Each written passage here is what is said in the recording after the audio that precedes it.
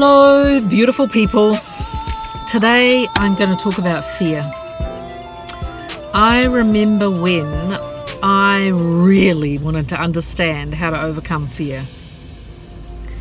And I think I'm well qualified to share with you how to deal with fear and get on with your life, because I used to be so scared. I used to be a worrier and more than worry. I mean, sometimes I was absolutely quite terrified. And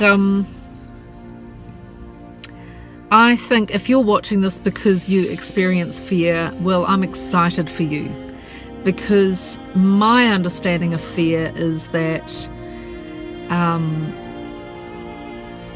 it's when you're on the edge of going beyond yourself. So if you're able to persist with it and you're able to transform it, wonderful things are going to open up for you. And one thing that is for sure is you're going to expand. So I have got about 8 things that I'm going to share with you about overcoming fear. The first is breathing.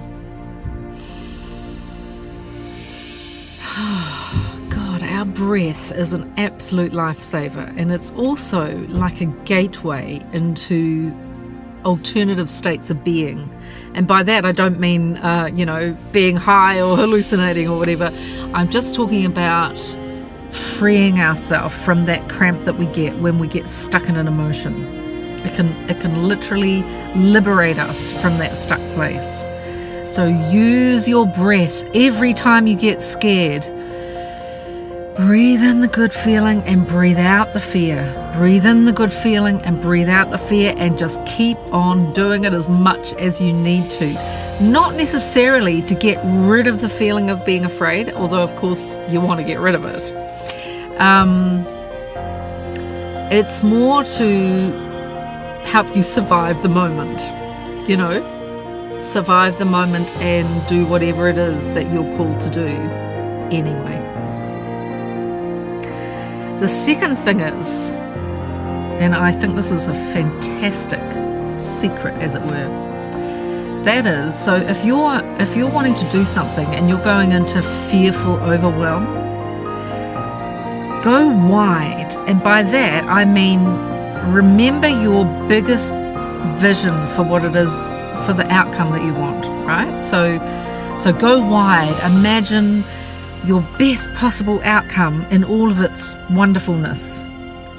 And then drop that and come right in really small and break it down into tiny little chunks. And just look at the one little thing that you have to do next. The one thing. Now, it might be a really scary thing. In my case, I think one of the things I used to find most terrifying was picking up the phone and asking for things, whether that was to get an interview with somebody really important, to make a sale on something, just to ask for, obviously, particularly when you're playing a big game, you have to ask a lot of things of a lot of people. And it's not a comfortable place always. So I used to find that really useful. All I have to do, the only thing I have to do, like if it's really overwhelming, just say, okay, well, today, if I achieve that, I'm going to be happy with myself. And that means I have to pick up that phone and I have to press the buttons and I have to answer and do whatever it is I need to do. So that's the thing. Remember, go wide and then go really small. Okay, the next thing is imagine the best outcome possible. In fact, I would do that before you take action on your small step, right? So just imagine it in the best possible outcome. See somebody smiling and saying yes, or they're shaking your hand, or they're paying into your account, or whatever it is that you want, or they're, I don't know, if it's about love, imagine that person loving you, or you feeling really loved in life. Whatever it is, just imagine it in its very best. The next step is, it's an old cliche, fake it till you make it, but it's true. So just pretend that you're courageous, right? And courage means with heart. So just act like you are not afraid. Discover what that means to act like you're not afraid. Another thing is redefine the feeling of fear. So that kind of like, you know, wherever you're feeling it, and you know, I usually feel it in my solar plexus, you know, but some people feel it in their stomach, maybe some people feel it in their brain, you know, wherever you're feeling the fear, redefine it. So just call it excitement, you know, just call it excitement because it helps. Okay, I would suggest that. The most fantastic thing you can possibly do is take action. Just do something, because fear can be paralyzing, right? So remember, go wide, go small, take action. Take action, one little action followed by another little action, followed by another little action. Whatever you do, do not curl up in the fetal position in your bed and do nothing. Or watch movies on the couch, or, I don't know, surf the internet. Do something towards whatever it is that you're wanting to achieve. Affirmations are amazing. I have been in some extraordinarily difficult situations, and I still call upon I'm strong and I can do it. Oh my goodness, I still do. I still say I'm strong and I can do it when I feel afraid, and it is incredible. It's like a bullet to the courageous soul.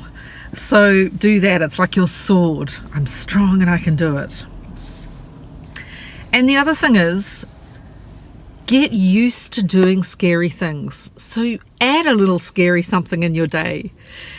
One of the things that I love about fear is that I know the times in my life when I've been the most scared is when I've had the most incredible outcomes. So nowadays, I used to pretend that I was excited. Now I actually get excited. And because I know if it's that damn scary, it's like I'm opening the door into another world of existence for myself. And when it comes to coaching people, I always prefer to coach people who are scared, because that means they are playing a bigger game than what they have been playing. They should be scared and they're going to grow. So go forth and be phenomenal.